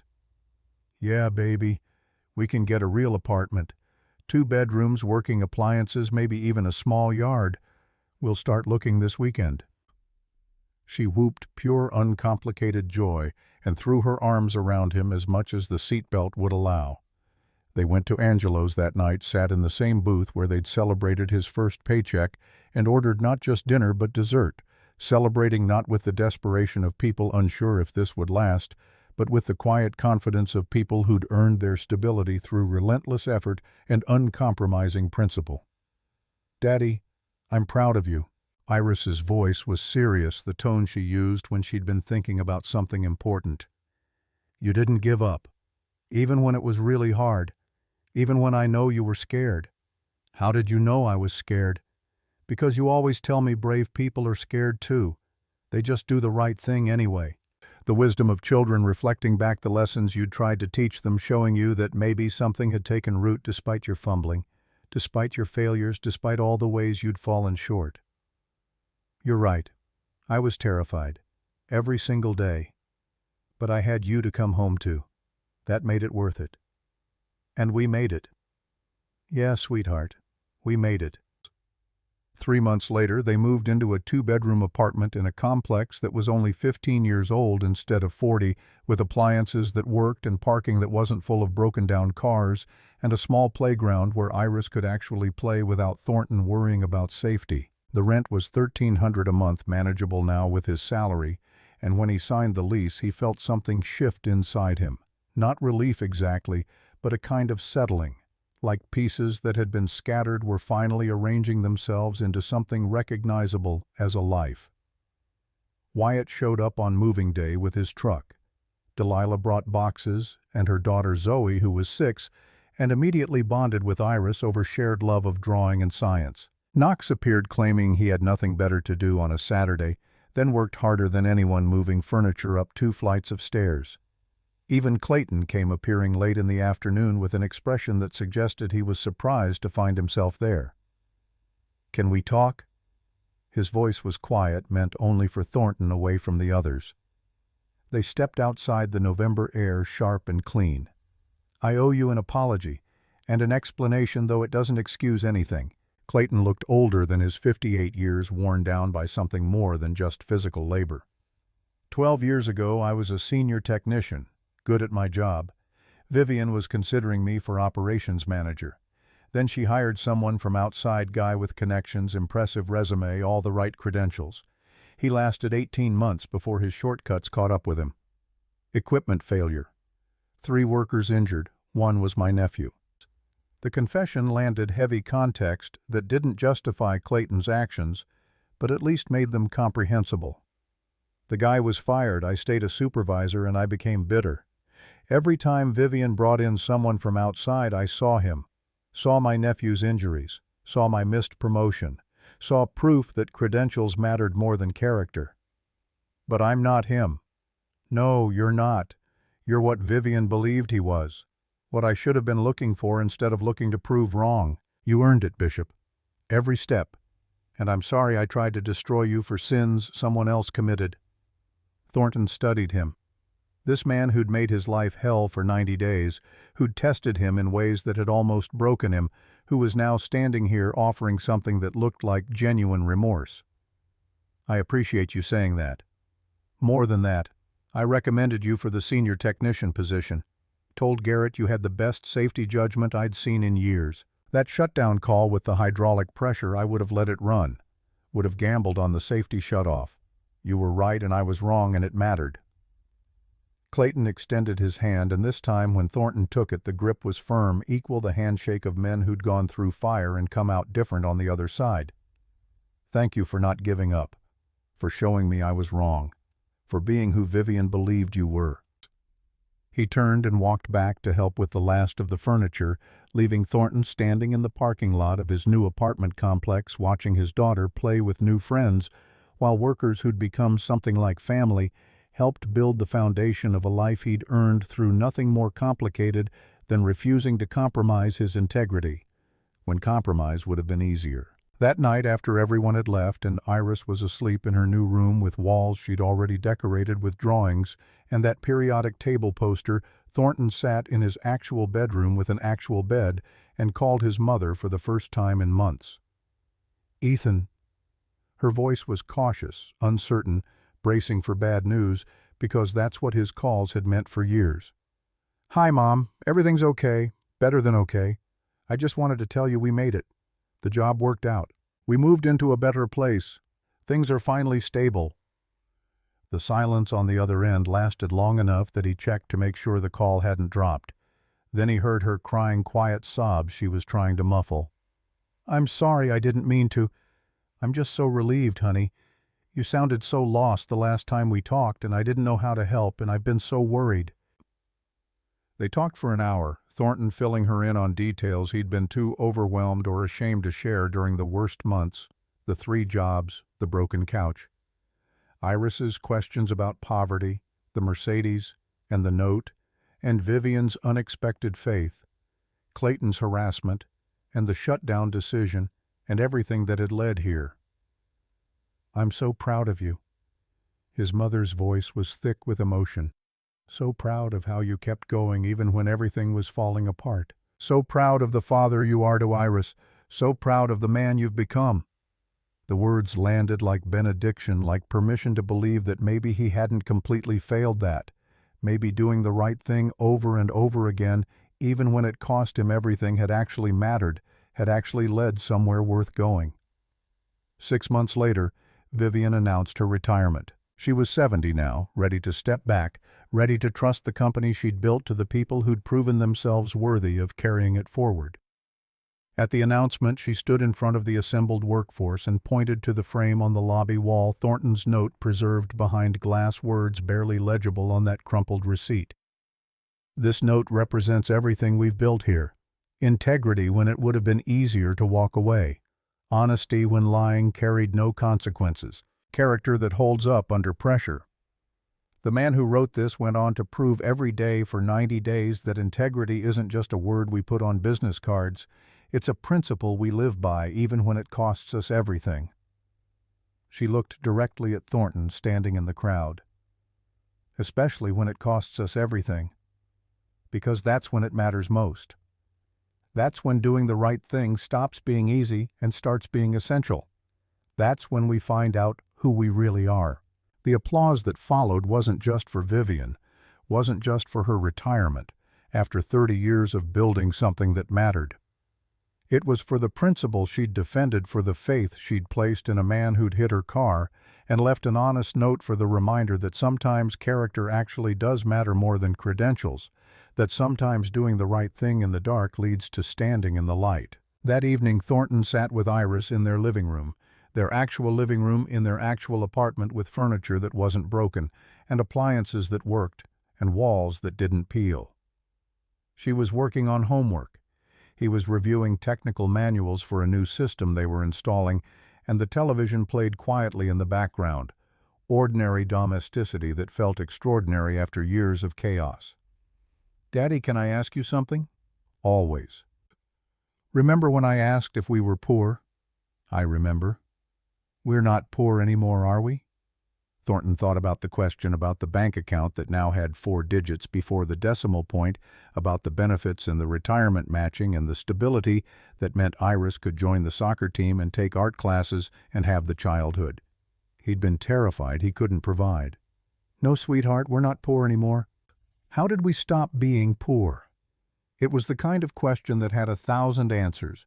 Hard work and luck and timing and opportunity and all the complex factors that separate people who make it from people who don't. But Thornton had learned that sometimes the simplest answer was the truest one. "I left a note on a car I hit. I could have driven away, but I didn't. I did the right thing even though it scared me. And that choice led to other choices, and those choices led here." Iris processed this with that serious expression connecting dots in her mind. So doing the right thing even when it's hard makes good things happen. Not always. Sometimes you do the right thing and it costs you everything and nothing good comes from it. But you do it anyway because who you are matters more than what happens to you. And sometimes— He paused, looking around their apartment at the life they'd built from a single honest choice. Sometimes the universe rewards people who refuse to compromise their integrity. Not always, but sometimes. And that's enough.